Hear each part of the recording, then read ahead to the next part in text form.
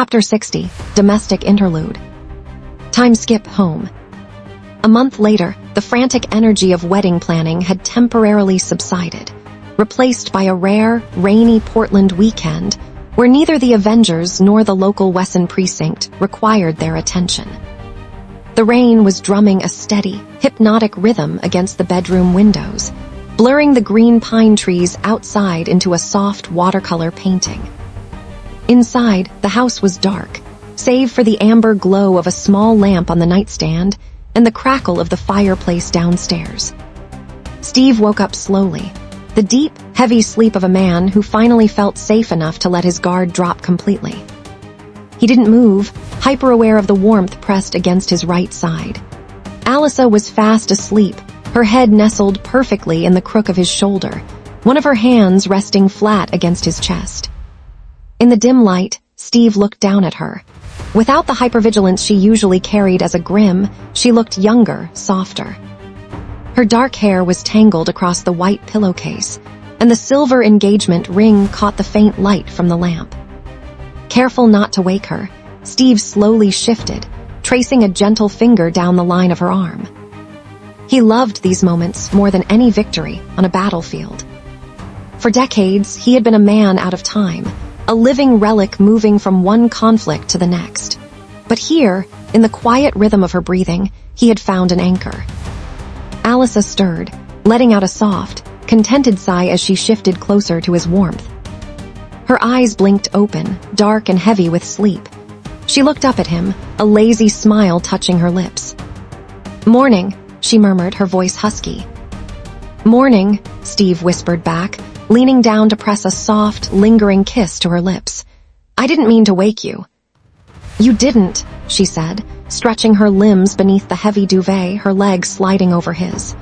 "The rain did. How long have you been awake?" "Not long, just watching you." Alisa chuckled, reaching up to run her thumb over the faint stubble along his jawline. "That's slightly creepy, Rogers." "I'm a sentinel," he joked softly, catching her hand and kissing the palm. "It's in the job description." They stayed like that for a long time, tangled together in the warm cocoon of the blankets, talking about absolutely nothing. They argued playfully over who was going to get out of bed to make the coffee, discussed whether they should adopt a dog, and laughed about a ridiculous text message Sam had sent Steve the night before regarding his bachelor party. Eventually, hunger won. Steve, wearing only a pair of dark sweatpants, stood at the stove flipping pancakes while Alisa sat on the kitchen counter, wrapped in one of his oversized flannel shirts, sipping a mug of coffee. "You know," Alisa said, watching the broad expanse of his back as he worked, "we've spent so many years just trying to survive the next day. It feels weird to just exist, to plan for next month or next year." Steve turned around, the spatula in his hand, his blue eyes incredibly earnest. "It takes practice, but we're getting there." He walked over, setting the plate of pancakes down, and stepped between her knees as she sat on the counter. He placed his hands on her hips, looking up at her. "I'm not going anywhere, Alisa. We have all the time in the world." Alisa smiled, setting her mug down to wrap her arms around his neck, pulling him into a deep, grounding kiss that tasted of maple syrup and quiet certainty. For now, the world outside could wait. They had built a sanctuary, and they were going to enjoy every single second of it. Chapter 61, The Blast That Changed Everything. Time skip Lagos, Nigeria. Wanda Maximoff adds sugar to a cup and stirs it, sitting at an outdoor cafe. She casually looks around the bustling marketplace. Steve speaks through the comms. "All right, what do you see?" Wanda looks around. "Standard beat cops, small station, quiet street, it's a good target." Steve notices an ATM. "There's an ATM on the south corner, which means..." Wanda replies, "Cameras." Steve looks around through the curtain. "Both cross streets are one way." Wanda asks, "So, compromised escape routes?" Steve notices something. "Means our guy doesn't care about being seen. He isn't afraid to make a mess on the way out. You see that Range Rover halfway up the block?" Wanda looks over to the car. "Yeah, the red one. It's cute." The camera pans to show Alisa Gilbert, and Natasha Romanoff sitting together at a table, just 2 spots away from Wanda. Alisa sips her coffee, her sharp, grim senses subtly tuning into the heavy vibration of the surrounding environment. Natasha answers, "It's also bulletproof, which means private security, which means more guns, which means more headaches for somebody. Probably us." Wanda looks around. "You guys know I can move things with my mind, right?" Alisa answers her voice dry and steady. "Mind powers are great, Maximoff, but they don't stop a bullet you didn't see coming. Looking over your shoulder needs to become second nature." Natasha nods slightly. "Exactly." Sam speaks through the comms. "Anybody ever tell you too you're a little paranoid?" Natasha answers, "Not to my face. Why? Did you hear something?" Alisa smirks slightly. "He's just jealous because Pietro and Alia actually got to go on their date today, but he couldn't with Lilith." Sam answers back, "Hey, I'm happy for the kids. A romantic day off in Europe while we bake in Lagos. Sounds ideal." Steve cuts in the conversation. "Eyes on target, folks. Wanda approved the leave and they earned it. This is the best lead we've had on Rumlow in 6 months. I don't want to lose him." Sam tells him, "If he sees us coming, that won't be a problem. He kind of hates us." Alisa replies next, "Besides, us girls are having a girly chat." A heavy garbage truck begins aggressively pushing its way through the dense traffic, completely disregarding the shouting pedestrians. Steve presses to his comms. "Sam, see that garbage truck? Tag it." From the back of Sam's Falcon jetpack, Redwing launches and flies down to scan the vehicle. Sam asks Redwing, "Give me X-ray." Friday replies, "Cargo weight, 13,825 kgs, max capacity." Sam tells Steve, "That truck's loaded for max weight, and the driver's armed." Natasha realizes, it's a battering ram.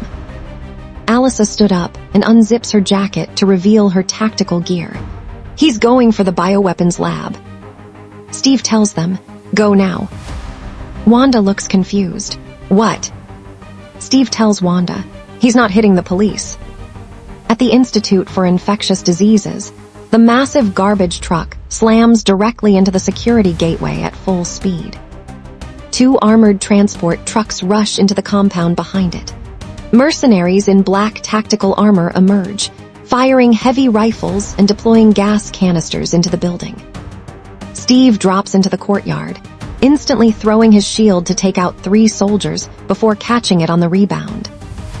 Alisa slides down an adjacent fire escape, drawing her twin short blades and cleanly slicing through a mercenary's rifle strap before flipping him onto the concrete. Steve looks around. "Body armor, AR-15s, I make 7 hostiles." Sam flies in, spinning to use his reinforced wings to block a barrage of gunfire before kicking 2 soldiers off the roof. "I make 5. Wanda glides over the rooftop, her hands glowing with dense rings of scarlet energy. She catches a mercenary in midair, suspending him. "Sam." Sam gliding down to sweep the soldier away. 4. Rumlow's on the 3rd floor. Steve looks over to Wanda. "Wanda, just like we practiced." Wanda looks at him. "What about the gas?" Steve replies, "Get it out." Wanda launches Steve through the shattered 3rd floor window. Inside, Brock Rumlow punches down a reinforced security door, stepping into a lab containment unit. Brock tells the other, "Pack it up." While Steve engages Rumlow's inner perimeter, Wanda uses her telekinesis to siphon the toxic gas clouds out of the building's vents. Outside, Natasha roars into the courtyard on a motorcycle, skidding the bike directly into an advancing soldier. She engages the mercenaries hand-to-hand until Rumlow emerges from the building, grabbing her collar and dragging her onto the roof of his armored vehicle. She shocks his armor with her gauntlets. "Let go." Brock smirks. "I don't work like that no more." He rips open the roof hatch, hurls her down into the armored container with his men, and drops a live grenade inside. Fire in the hole. Natasha uses a mercenary as a physical shield. The blast blows the rear doors open, sending her tumbling onto the asphalt as the vehicle speeds away. Steve sprints onto the balcony. Sam, he's in an AFV heading north. Inside the fleeing vehicle, Rumlow secures the biological weapon vial, handing it to his lead mercenary. Take this to the airstrip. We're not gonna outrun them. Lose the truck. The vehicle deliberately crashes into a crowded marketplace structure, and the mercenaries scatter into the civilian crowd. Sam scans with his goggles. I got 4, they're splitting up. Natasha borrows a motorcycle to weave through the panic. I got the 2 on the left. Steve and Alisa sprint across the hoods of stalled cars together as Steve yells. They ditched their gear. It's a shell game now. One of them has the payload. Suddenly, a magnetic sticky bomb is hurled directly at Steve. It clamps onto his vibranium shield. Reacting instantly, Steve wrenches the shield off his arm and flings it into the air, where the bomb detonates harmlessly above the crowd. Before he can recover, Rumlow catches him from behind with a hydraulic-powered punch to the spine. There you are, you son of a bitch. I've been waiting for this. Across the marketplace, Sam swoops down, tackling his 2 targets and ripping open their bags. Sam tells Natasha, he doesn't have it, I'm empty. Natasha yells at the civilians, out of the way. Natasha tackles the primary mercenary, engaging him in a brutal grapple. When the second soldier draws his sidearm, Red Wing dives from the sky, blasting the mercenary with a non-lethal repulsor charge. The vial slips from his fingers, and Natasha catches it perfectly just inches from the ground. Payload secure, thanks Sam. Sam smiles, don't thank me. Natasha shook her head. I'm not thanking that thing. Sam replies, his name is Red Wing. Natasha sighs, still not thanking it. Sam tells her, he's cute, go ahead, pet him. Steve handles Rumlow's brutal metallic gauntlets, dodging a hidden blade that snaps out of the wrist armor. Steve catches the mechanical joint, twisting it violently until the gauntlet rips completely free, slamming Rumlow into the dirt. Brock gasps on his knees, removing his scorched helmet. I think I look pretty good, all things considered. Alisa rolls her eyes as Steve has a hold of him as he asks, who's your buyer? Brock looks at him. You know he knew you. Your pal, your buddy, your Bucky. Steve freezes, his stance breaking slightly at the name. What did you say? Brock smirks slightly. He remembered you, I was there. He got all weepy about it, till they put his brain back in a blender. He wanted you to know something. He said to me, please tell Rogers. When you gotta go, you gotta go. Rumlow's face twists into a psychotic grin as his finger hits the detonator on his chest. And you're coming with me. The bomb vest ignites. Steve flinches, but Wanda steps forward, her eyes wide as she wraps the blossoming explosion in a dense, compressing sphere of scarlet energy. Rumlow screams in agony within the contained pocket of fire. Desperate to save the civilians on the ground, Wanda forcefully hoists the entire fiery mass upward into the air.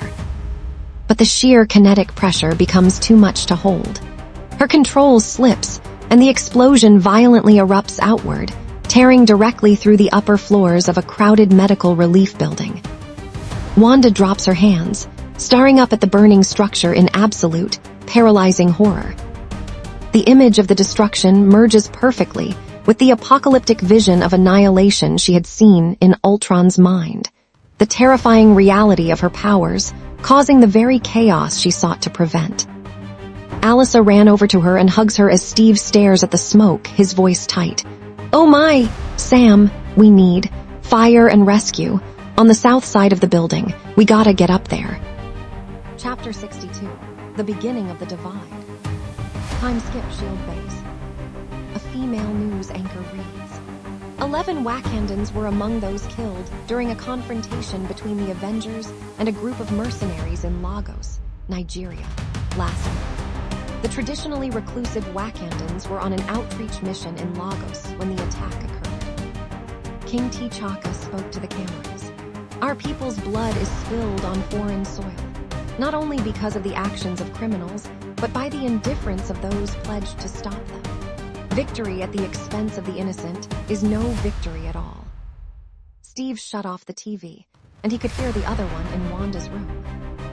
Wanda and Alia was in Wanda's room watching the news. Alia has her hands on Wanda's shoulders. The male news anchor speaks. They are operating outside and above the international law. Because that's the reality. If we don't respond to acts like these, what legal authority does an enhanced individual like Wanda Maximoff have to operate in Nigeria? The screen snapped to black. Steve lowered the remote, leaning his broad frame against the doorframe. Alisa Gilbert stepped up beside him, her arms crossed over her chest.